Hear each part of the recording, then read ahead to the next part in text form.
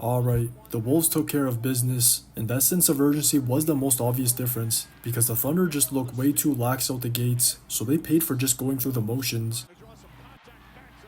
I thought the intent was there, because when they did execute, they generated some good looks, but they smoked some bunnies, Zay missed a lob, and even worse, they were way too loose with the rock, so those careless turnovers started compounding quick. I assume part of it was because of the Wolves picking him up at the 47 instead of the 94, so maybe that gave him a false sense of security mentally, and once they crossed that line, the Wolves were just able to catch him off guard for some steals up top. A couple came from A and Rudy, then Shea even somehow committed an 8-second violation just strolling up the court, and that's without mentioning the 50-50s the Wolves got to first. So while those end-to-end effort plays generated a lot of momentum for the Wolves to break the game open, especially being at the crib,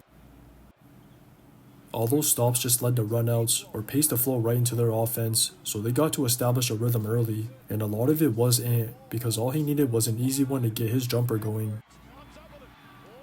Even Julius helped set the tone with his non-stop bully ball, but more importantly, the others finally made their open looks, because whenever the Thunder loaded up on one of them, they got punished, and there wasn't an adjustment in their coverages, so it was just about the type of rhythm the Wolves were in.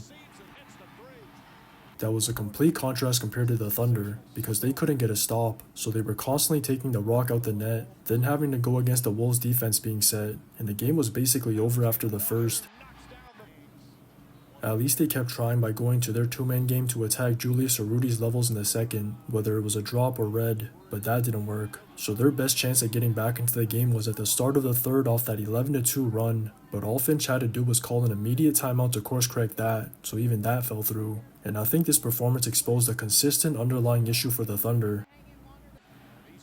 As I've said many times before, their half-court just hasn't looked good, because they're struggling to make their open looks from deep, and they've been heavily relying on their defense to generate their offense, so without stops, there wasn't much to show for it, or even a chance to get a rhythm.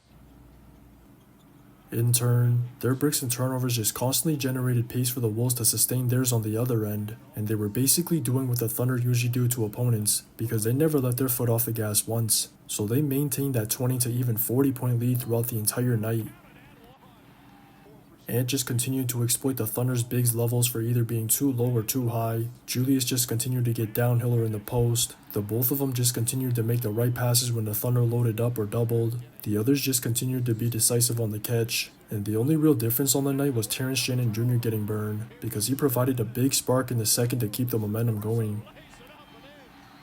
This was by far as dominant of a performance as I've seen from them, but now it's time to see if they can replicate it again, because it's rare to see the Thunder get beat in this fashion, especially back-to-back, so I'm expecting more energy from them, and it's going to be on the Wolves to bring even more energy than that. Just watch the tape.